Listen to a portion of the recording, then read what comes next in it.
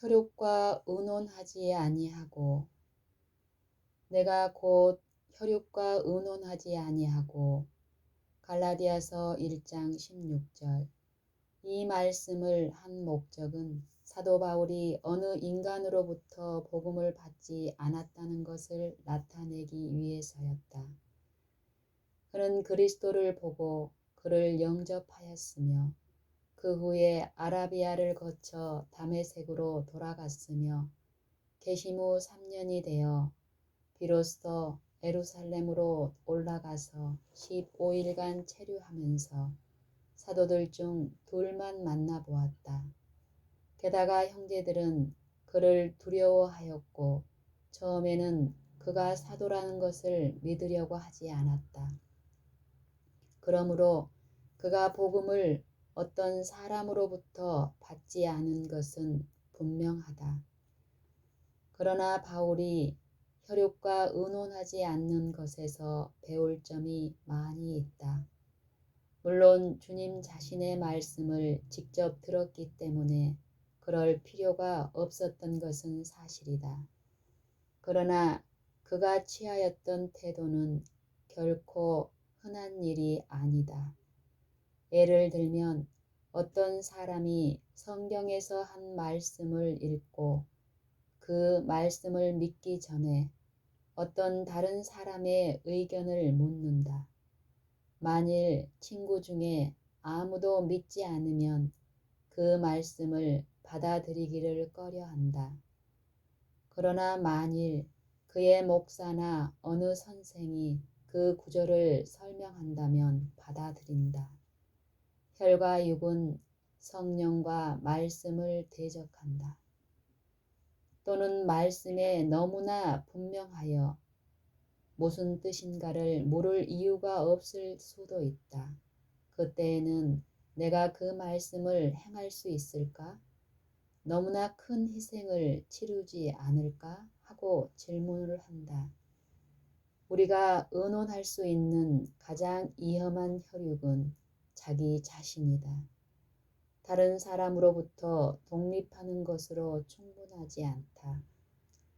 진리의 문제에 있어서는 자기 자신으로부터 독립하는 것이 필요하다.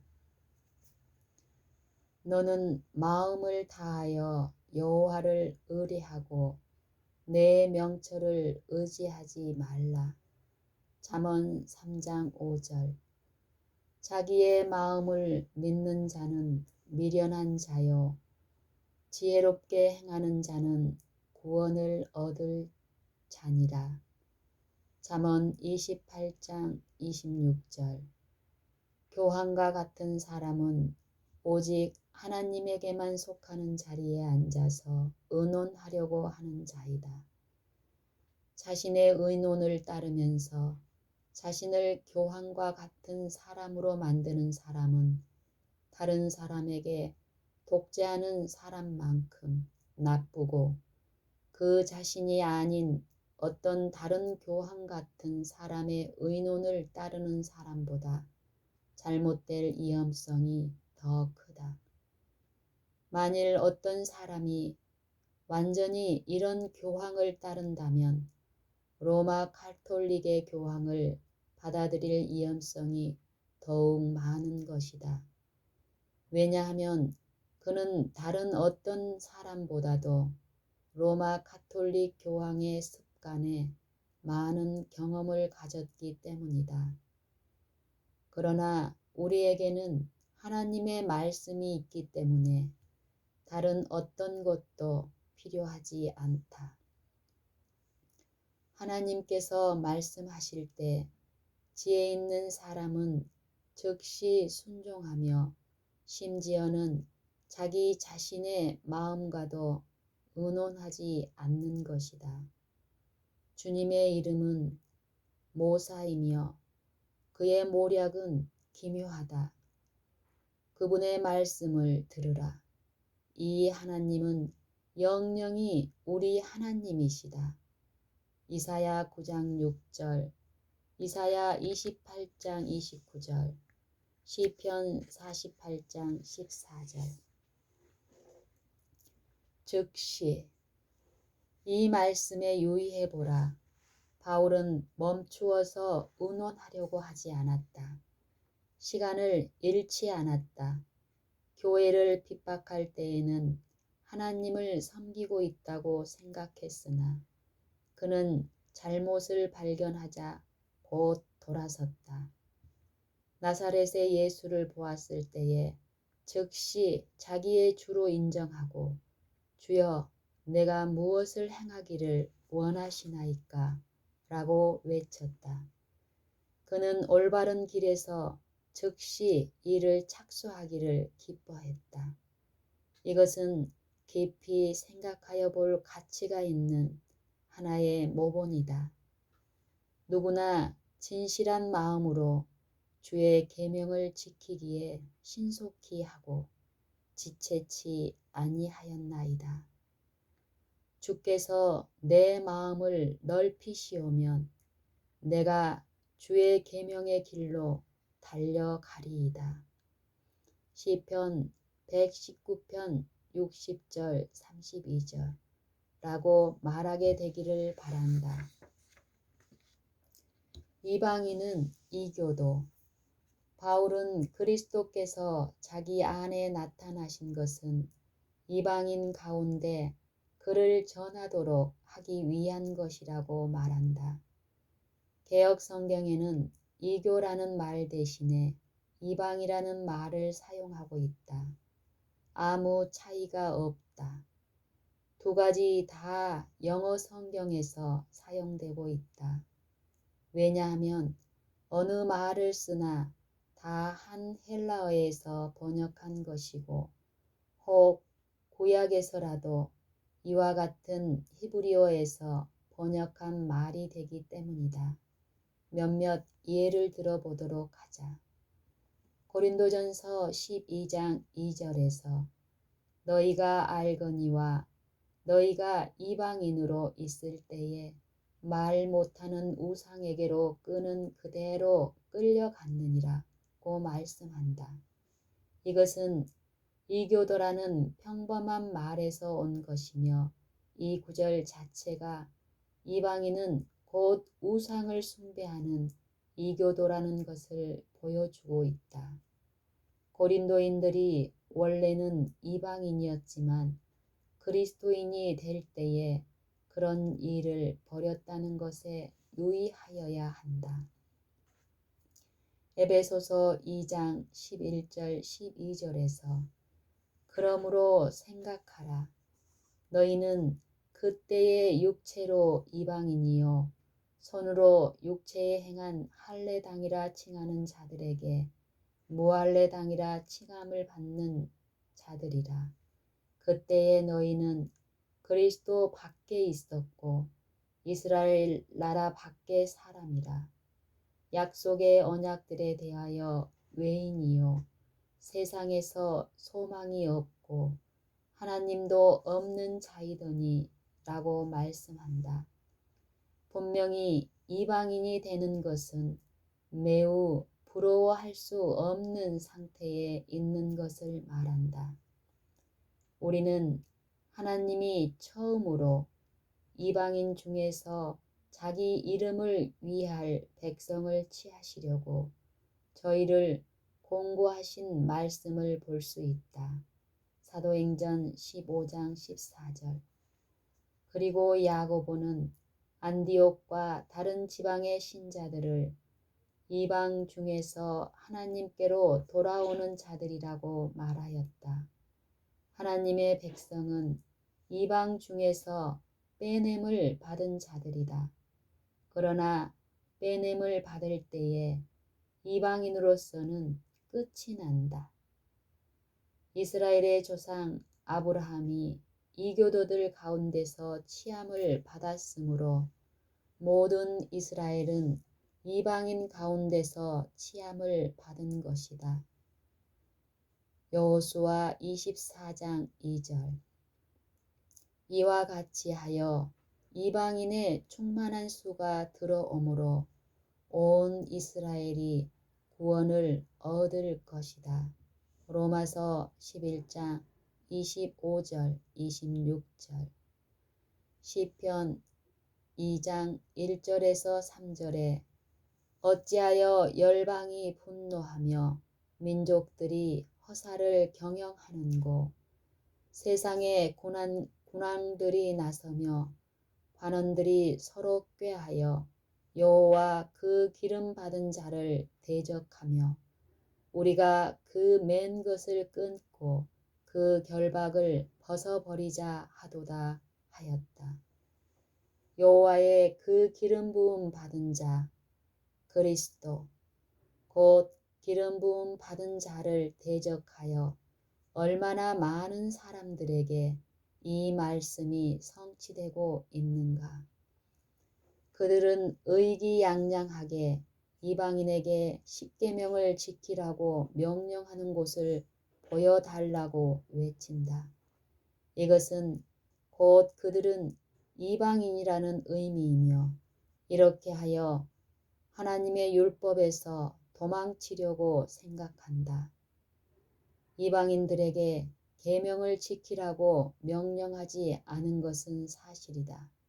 왜냐하면 그것은 불가능하기 때문이다. 그들이 그리스도와 그 안에 있는 생명의 성령의 법을 받아들이는 즉시 이방인으로서는 끝난다. 하나님이 얼마나 사람들을 그들의 이방인 상태에서 구원하시려고 열망하시는가는 그리스도는 말할 것도 없고 사도 바울을 보내어 그들을 자기에게로 이끌려고 하는 데서 볼 수가 있다.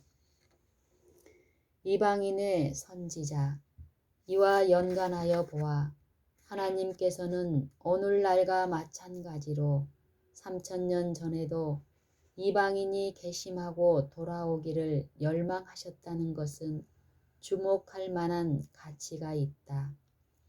그리스도의 초림 전뿐만 아니라 후에도 계속 그들에게 복음을 전파하였다.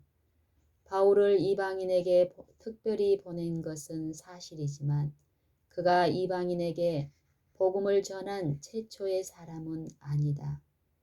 이방인을 위한 사도로 알려져 있고 가는 곳마다 유대인에게 그들이 듣고자 하는 동안 전하였다. 그리스도의 전에도 이와 마찬가지였다.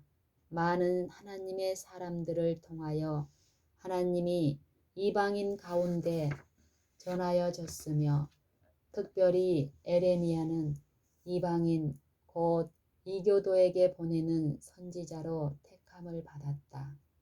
내가 태에서 나오기 전에 너를 구별하였고 너를 열방의 선지자로 세웠노라고 말씀하셨다. 열방이라는 말로 번역한 히브리 말은 보통 이교도라고 번역한 말과 똑같은 말이다. 어찌하여 열방이 분노하며 시편 2장 1절 너희는 열국에 이렇게 강포할지어다.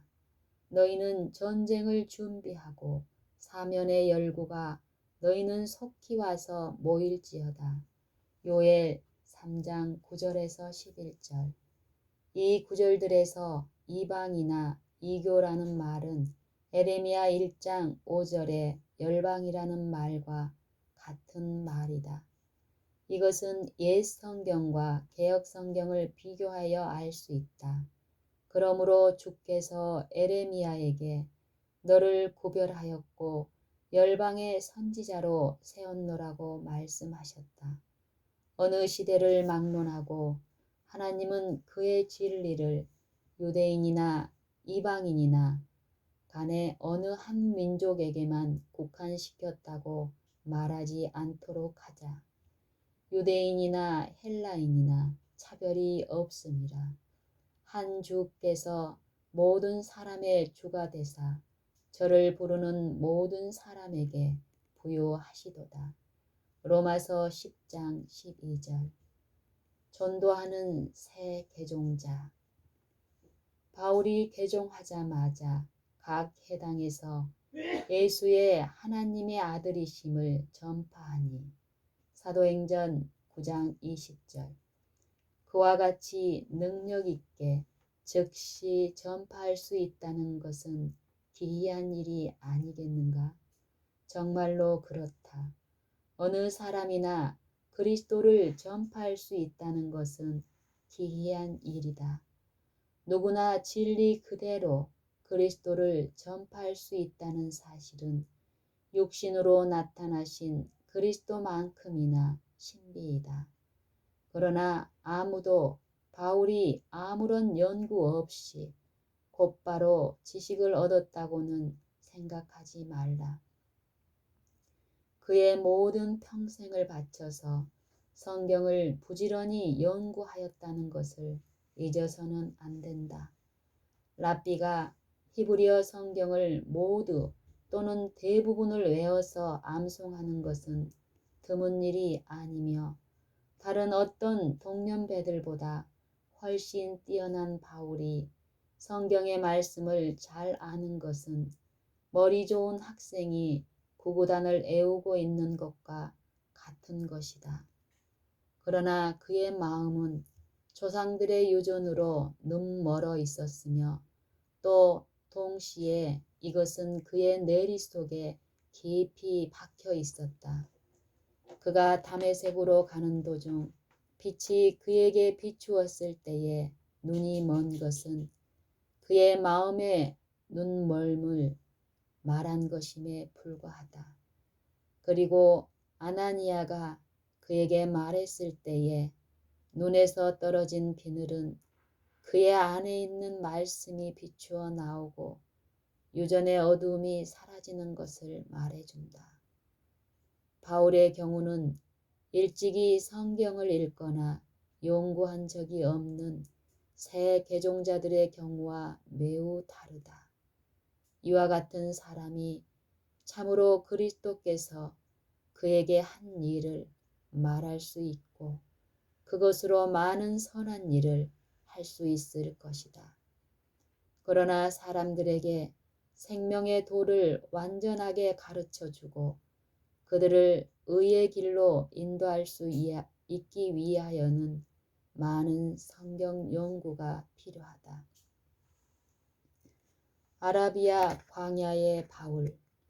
많은 사람들은 바울이 그 놀라운 계시들을 받고 하늘로 이끌려 가서 말할 수 없는 말을 들은 것은 그가 아라비아에 있을 때였다고 생각을 해왔다. 고린도후서 12장 4절.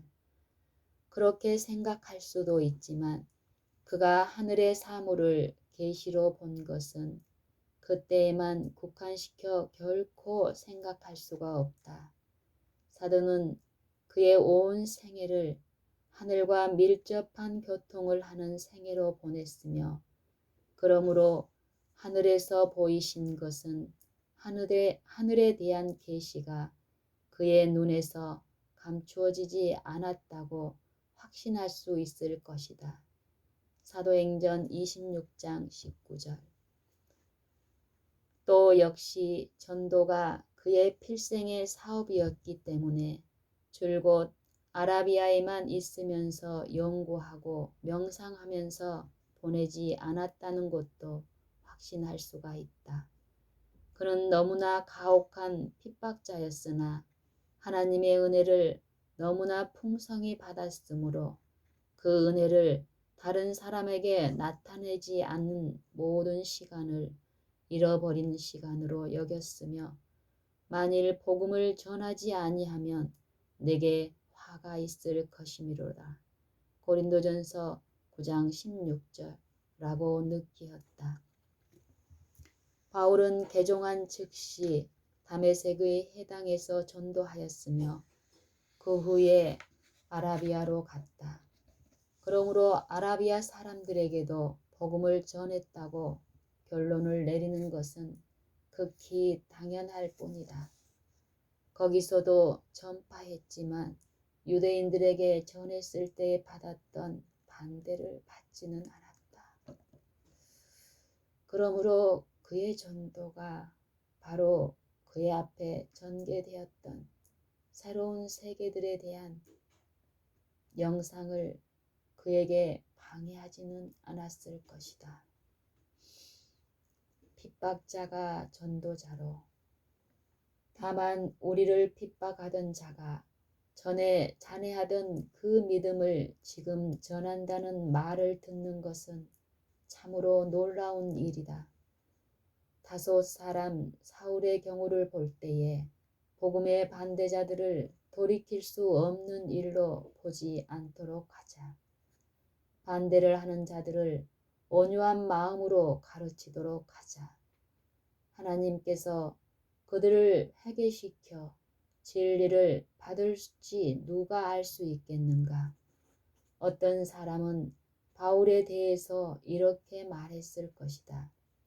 그는 다른 사람과 마찬가지로 분명히 빛을 받았다. 모든 기회를 가졌었다. 스데반의 영감 있는 증거를 들었을 뿐만 아니라 많은 순교자들의 죽어가면서 하는 고백을 들었다. 그는 완고한 사람이어서 그로부터 어떤 선을 기대하는 것은 소용없는 일이다. 그러나 그 같은 사울이 전에는 아주 가혹한 핍박자였던 것 같이 지금은 가장 위대한 복음 전도자가 되었다. 진리를 반대하는 악한 사람이 있는가? 그와 다투지 말고 책망하지 말라. 온갖 가혹함과 다툼을 자행하도록 버려두고 우리는 하나님의 말씀과 기도에 매달리도록 하자. 지금은 하나님께서 욕을 받으시지만 곧 그를 통하여 영광을 받으실 것이다. 영광을 하나님께 돌리니라. 나로 말미암아 영광을 하나님께 돌리니라. 바울의 경우는 그가 하나님의 이름이 너희로 인하여 이방인 중에서 모독을 받는도다. 로마서 2장 24절라고 말한 자들의 경우와는 얼마나 다른가. 하나님의 추종자들이라 말하는 많은 이들이 그분의 이름에 영광을 돌리는 대신 욕을 당하게 하고 있다. 그러므로 하나님의 아들 이름이 우리로 말미암아 욕을 당하는 것은 우리 자신이 공공연하게 욕하는 자들이 되는 것만큼 나쁘다. 우리가 어떻게 그분의 이름이 욕을 받게 할 수 있는가? 너희 빛을 사람 앞에 비치게 하여 저희로 너희 착한 행실을 보고 하늘에 계신 너희 아버지께 영광을 돌리게 하라. 마태복음 5장 16절. 이제 1장을 전반적으로 간단하게 살펴보도록 하자. 요약. 1절에서 5절까지의 문화는 본 서신을 써 보낸 자의 이름과 부르심 및 그의 권위에 대해서 말하고 있다. 이와 동시에 그리스도는 하나님이시라는 사실을 언급하고 있다. 아버지 하나님과 아들 예수 그리스도로부터의 축복을 말하고 있다. 그리스도는 그 자신을 우리의 죄를 위하여 주시고 사셨으며 그리하여 이 악한 현 세계에서 우리를 구원하시려고 하셨다. 우리의 죄는 이 악한 현재의 세계를 이루고 있다. 우리의 죄는 우리의 그리스도의 것이 되었고 우리의 것이 아니다. 그러므로 우리의 죄를 위하여 그 자신을 들이신 그의 죽으심과 부활의 권능에 의하여 우리는 그 죄들로부터 보호를 받을 수 있다. 우리를 구원하시는 것이 하나님의 뜻이므로 우리를 받아주시는 것에는 의심할 여지가 없다. 하나님께 영광을 돌려야 한다. 왜냐하면 나라와 권세는 하나님께 속하기 때문이다. 그 다음에 두 구절은 이 서신을 써 보낸 때에 갈라디아 교회의 상태를 말하고 있다. 이 서신을 쓴 이유를 알려주고 있다. 그들은 하나님을 떠났고 그리스도의 복음을 왜곡시키고 모든 믿는 자들에게 구원을 주는 하나님의 능력인 오직 하나밖에 없는 복음 대신에 다른 거짓된 복음을 전하는 사람들의 미혹을 받고 있었다. 그 일의 놀라움은 에레미야 2장 12절 13절에서 말씀하신 것과 같은 것이다. 너 하늘아 이 일을 인하여 놀랄지어다.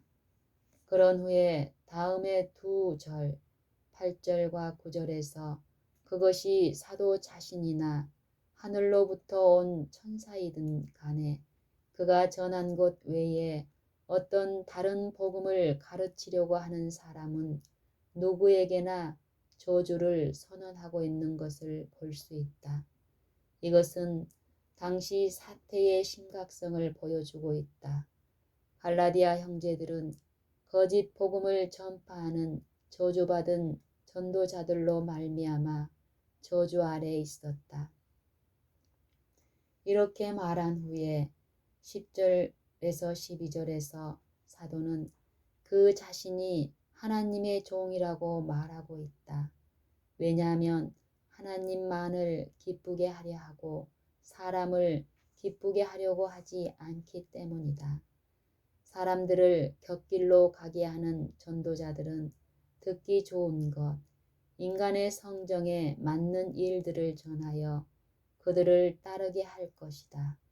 그러나 바울은 그가 하늘로부터 직접 받고 어떤 사람으로부터 받지 않은 하나님의 분명한 진리만을 전파하였다. 끝으로 바울 개인의 생애에 대한 이야기를 조금 시작하여 2장의 중간에까지 계속되는 것을 볼 수 있다. 여기서 바울은 그가 개종하기 전 교회를 핍박했던 그의 생애를 언급하고 그의 안에 그리스도의 계시였던 그의 계심을 말하며 그가 어떻게 부름을 받고 얼마나 재빨리 그 부름에 응하였는가를 이야기하며 그가 원했다 할지라도 그의 앞서 믿었던 사도들과 형제들로부터 복음을 받을 기회가 없었다는 것을 보여주고 있다. 왜냐하면 개종한 후에 수년간 그들과 관계를 가지지 않았기 때문이다. 우리가 앞으로 나아가면 힘이 더욱 분명히 나타날 것이다.